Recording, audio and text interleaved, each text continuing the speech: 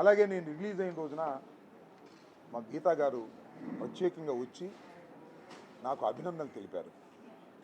నాకు చిత్రం ఏంటంటే, నేను నిన్న మన రాయుడు గారు నాకు అభినందన సభ ఏర్పాటు చేశారు ద్వారకా తిరుమలలో. వెనక్కి తిరిగి చూస్తే అభినందన సభ అని ఉంది. నాకు ఏం పదవి వచ్చిందని అభినందన పెడతారో నాకు అర్థం కాలా. ఇక్కడ మీరు గమనించవలసింది ఏంటంటే, నేను జైలుకు వెళ్ళొస్తే నన్ను అభినందిస్తున్నారు.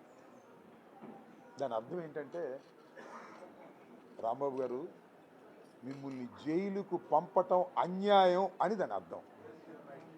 దానితో పాటు ఇంకొక అర్థం ఏంటో తెలుసా, రాంబాబు గారు మీరు జైల్లో ఉన్న చాలా ధైర్యంగా ఉన్నారు,